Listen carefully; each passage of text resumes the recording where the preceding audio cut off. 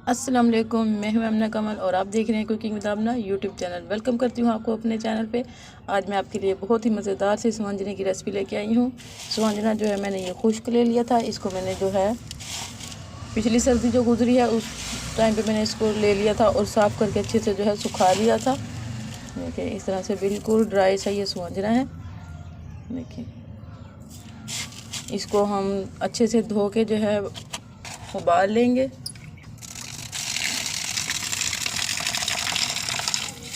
धोने के लिए आपने कोई भी बाउल या कोई देचकी ले लेनी है, उसके अंदर इतना सुहांजना डाल के पानी डालना है ताकि इसके अंदर अगर कोई मिट्टी या कोई गर्द गुबार हो तो वो नीचे बैठ जाए।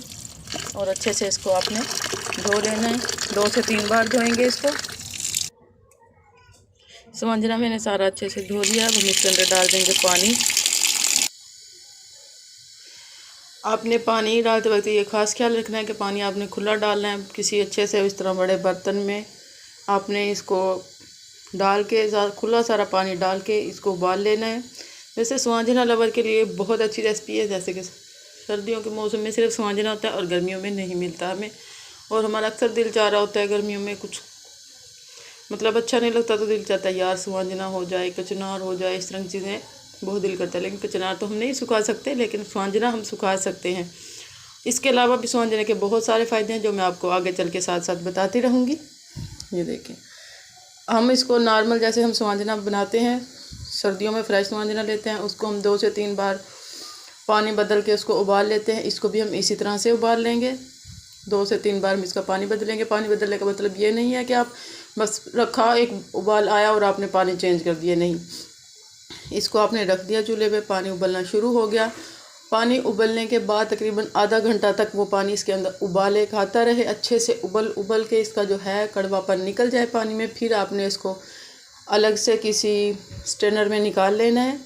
उसके ऊपर आपने साफ़ पानी डाल के इसको अच्छे से धो लेना है। फिर उसके बाद आपने इसको वापस उसी बर्तन में, जिस बर्तन में आप पहले उबाल रहे थे, उसके अंदर डालना है, साफ़ पानी डालना है। फिर आपने इसको उबलने के लिए रख देना है। फिर इस तरह से आपने इसको उबालना है। फिर इस तरह से आप दूसरी बार जिस वक्त आप इसको आधा घंटा उबाल लें तो आप इसको थोड़ा सा चेक कर सकते हैं। अगर इसके अंदर अभी भी कड़वाहट या कड़तन जो भी आप बोलते हैं वो है इसके अंदर आपको महसूस हो रही है, तो आपने इसको तीसरी बार भी इसी तरह से उबाल लेना है, वरना 2 बार उबालना काफ़ी होता है। बाद सुहांजना जो ऐसा होता है दरख्त, उसके अंदर बहुत कड़वाहट होती है, तो इस तरह आप चेक कर सकते हैं। आपका सालन नहीं ख़राब होगा। बाद लोग कहते हैं कि हमारा सालन कड़वा हो गया, हमारे बच्चे सुहांजना खाते नहीं हैं, ये वो, तो इस जगह पे मिस्टेक कर जाते हैं सुहांजना उबालते वक्त। ठीक हो गया। आपने इस टाइम पे बहुत ख़ास ख्याल रखना है इसका। और ये देखें, अभी आपको ये ब्राउन कलर का नज़र आ रहा है ना, लेकिन जिस तरह ये उबाल आता रहेगा इसके अंदर, इसका जो पानी निकलता रहेगा, ये बिल्कुल फ्रेश सुहांजने की तरह ही हो जाएगा और बहुत मज़ेदार सालन इसका बन के तैयार होगा। तो मिलते हैं सुहांजना उबालने के बाद। सुहांजना हमारा अच्छे से उबल चुका है। अब हम मसाला तैयार कर लेंगे अपना सालन के लिए। इसके लिए मैंने देचकी से डाली है चूल्हे पे और इसको अच्छे से, इसका पानी जो है थोड़ा जो है इसके अंदर खुश्क कर लेंगे इसको। फिर इसके अंदर डालेंगे घी। पानी जो है इसका खुश्क हो चुका है। अब हम इसके अंदर घी डाल लेंगे। सुहांजने के अंदर जो है घी थोड़ा ज़्यादा जाता है, तो आप देख लीजिएगा। मेरा तकरीबन 3 पाव सुहांजना है, तो मैं 1 पाव के जितना इसके अंदर घी डालूँगी।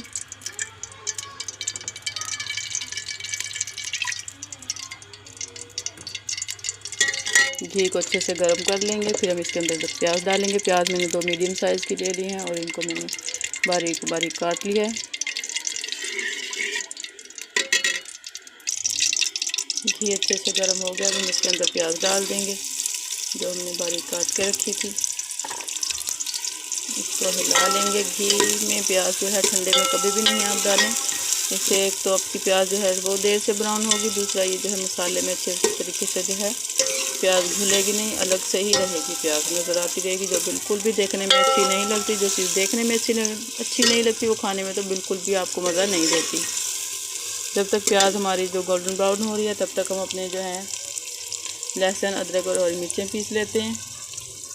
यहाँ पर मैंने ये अदरक ले लिया, 5 से 6 हरी मिर्चें और ये तकरीबन 15 से 20 मैंने देसी लहसुन के जवे ले लिए हैं। इनको हम एक ही ग्राइंडर में डाल के जो है पीस लेंगे। इनका पेस्ट बना लेंगे अच्छे से। थोड़ा सा पानी डालेंगे और इसको पीस लेंगे। प्याज का कलर जो है पिंक होना शुरू हो गया है। अभी थोड़ा सा हम तकरीबन 1 से 1.5 मिनट तक इसको और भून लेंगे, ताकि थोड़ा सा कलर जो है वाइट सा जो है ये भी ख़त्म हो जाए, अच्छा सा पिंकिश सा ब्राउन कलर इसका आ जाए। तब तक हम इसको ब्राउन कर लेते हैं। परफेक्ट सा कलर आ चुका है। अब हम इसके अंदर डाल देंगे 2 मीडियम साइज़ के टमाटर जो मैंने काट के रखे हुए थे। इसको हिला लेंगे अच्छे से, ताकि ये भी जो है अच्छे से इसके साथ पक जाएं।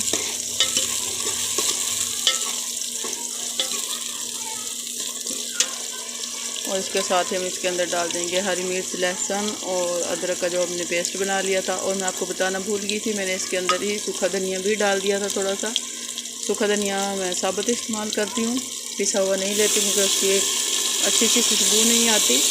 अगर आप मार्केट से पिसा हुआ लेते हैं, आप ताज़ा रोज़ पीसें तो उसकी एक अलग खुशबू आएगी। अदरवाइज़ ऐसे आपकी मर्ज़ी जो आप इस्तेमाल करना चाहें। लेकिन अगर मैं आपको अच्छी सी बात बताऊँ तो यही कि सूखा धनिया और गरम मसाला जो है आप ये खुद घर पे लें, इसको साफ़ करके अच्छे से ड्राई रोस्ट करके ही आप पीसें। इससे आपके खाने के जो है खुशबू और जायका बहुत ही ज़्यादा अच्छा हो जाता है। अब इसके अंदर डाल देंगे हम साथ ही मसाले। यहाँ पे तकरीबन 1 चम्मच भर के मैंने लाल मिर्च ले ली और आधा चम्मच के करीब हल्दी। मसाले वो ही जाएंगे नॉर्मल जो रोज़ के हमारे सालन में जाते हैं, कोई एक्स्ट्रा मसाला नहीं इसके अंदर जाएगा। और नमक 1 चम्मच, या अपने टेस्ट के हिसाब से आप नमक मिर्च कर सकते हैं कम या ज़्यादा। और इसको अच्छे से जो है मिक्स कर लेंगे।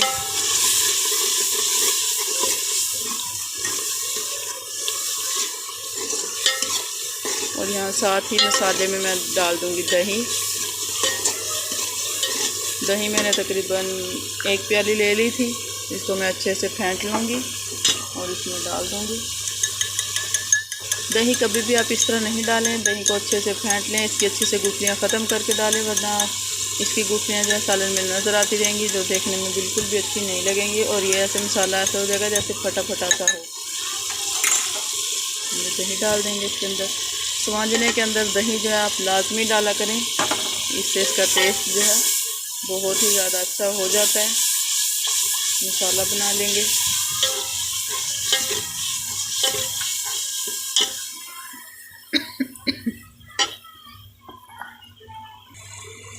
मसाले को भूनते हुए हमारे तकरीबन 3 से 4 मिनट हो चुके हैं। अब इसमें साथ ही मैं जो है चिकन ऐड कर दूंगी, ताकि चिकन की भी जो अच्छी से है भुनाई हो सके। चिकन मैंने पहले नहीं ब्राउन किया था, ना ही अलग घी में और ना ही प्याज के अंदर, क्योंकि फिर ये दही वगैरह डाल के हम बनाते हैं तो चिकन का बिल्कुल कीमा सा बन जाता है, बिल्कुल हड्डियों से गोश्त जो है अलग हो जाता है। तो कुछ सालन में जो है आप फ्राई करके डाल सकते हैं, कुछ में आप प्याज के अंदर इसको फ्राई कर सकते हैं, लेकिन कुछ सालन के अंदर जो है मसाले के अंदर ये फ्राई करें तो ज़्यादा अच्छा रहता है। बाकी आप देख सकते हैं आपको जैसे अच्छा लगे, लेकिन ये इस तरह से परफेक्ट कुक भी हो जाएगा और ये बहुत ही अच्छे से आपकी बोटी भी साबुत रहेगी। ये ओवर कुक नहीं होगा इस तरह से ना। आधा किलो मैंने चिकन ले लिया था, इसको हम भून लेंगे अच्छे से। चिकन हमारा अच्छे से भून चुका है मसाले के साथ। ये देखिए अच्छे से मसाला और घी जो है अलग हो चुके हैं, चिकन की भी अच्छी सी भुनाई हो चुकी है इसके साथ। अब हम इसके अंदर डाल देंगे स्वांजना। जैसा कि मैंने आपको बताया था कि स्वांजने के और भी बहुत से फ़ायदे हैं, जो मैं आपको आगे चल के बताऊँगी। तो फ्लेम जो है हम अपनी लो कर लेंगे। स्वांजना उबालने के बाद इस तरह से मैंने इसको निचोड़ के पिनियाँ बना ली थी, इसको हम तोड़ के इस तरह से डाल देंगे। तो साथ साथ मैं आपको बताती हूँ कि स्वांजना जो आप सुखा के रखते हैं इसके बहुत ज़्यादा फ़ायदे हैं। इसको आप सुखाने के बाद इसको आप पीस लें, इसका पाउडर बना लें और तकरीबन आधा चम्मच सुबह नहार मुँह आप खा सकते हैं। शुगर के लिए बहुत अच्छा है, शुगर लेवल आपका कंट्रोल में रहेगा इससे। और हाजमेदार भी है ये, वैसे भी मैदे के लिए भी आपके बहुत अच्छा है। मैदे की प्रॉब्लम जिनको है वो भी इसको इस्तेमाल कर सकते हैं। अगर आप शुगर के लिए इस्तेमाल कर रहे हैं तो थोड़े से इसके साथ इसके पत्ते भी आप सुखा लें स्वांजने में, और इसको फिर आप इसको पीस लें, इसकी एक फक्की बना लें और थोड़ी सी सुबह के टाइम तकरीबन आधा चम्मच इसको आप ले सकते हैं। तो ये देखिए स्वांजना हमारा अच्छे से हम इसके अंदर डाल दिया सारा। اور میں اس کو اچھے سے کر لوں گی مکس. اور کھانے میں تو ماشاءاللہ سے اس کا ذائقہ بہترین ہوتا ہے کہ میں آپ کو بتا نہیں سکتی. یہ بالکل اسی طرح سے اس کا ذائقہ اور خوشبو ہوگی جس طرح ہم تازہ سوانجنا فریش لیتے ہیں. سکھانے سے اس کے کوئی فرق نہیں آئے گا. اگر آپ فریج میں رکھتے ہیں تو وہ آپ کا جو ہے اس کا کلر بھی خراب ہو جاتا ہے اور ذائقہ تو اس کا بالکل بھی نہیں آتا. تو اس طرح سے آپ جو ہے سوانجنا اگر گرمیوں تک بنانا چاہتے ہیں تو اس طرح آپ سکھا کے رکھ سکتے ہیں. سکھنا بھی میں آپ کو بتاؤں گی کہ کس طرح سے آپ اس کو سکھا کے سٹور کر سکتے ہیں. وہ جس طرح ماشاءاللہ سیزن ہمارا سٹارٹ ہو چکا ہے سوانجنے کا، میں آپ کو بنا کے ضرور بتاؤں گی کہ کس طرح سے آپ نے اس کو سٹور کرنا ہے. تو اب ہم اس کو تقریباً دم والی فلیم پہ 12 سے 15 منٹ تک ہم اس کو دم لگائیں گے، اور بیچ بیچ میں ہم اس کو چلاتے رہیں گے تاکہ نیچے نہیں لگے. اس سے ہمارا چکن جو ہے تھوڑا سا بہت کچا رہ گیا وہ بھی گل جائے گا، اور سوانجنے کے اندر بھی اچھے سے ہماری نمک مرچ مسالہ اچھے سے رچ جائے گا. بہت مزیدار سے اس کا ٹیسٹ ہو جائے گا. اور اسی دوران اگر آپ میرے چینل پہ نئے ہیں تو چینل کو سبسکرائب کر لیجئے گا. ویڈیو اچھی لگے تو لائک کیجئے گا، ساتھ میں بیل کے آئیکن کو پریس کر لیجئے گا. اس سے میری ہر نئی آنے والی ویڈیو آپ تک سب سے پہلے پہنچ جائے گی.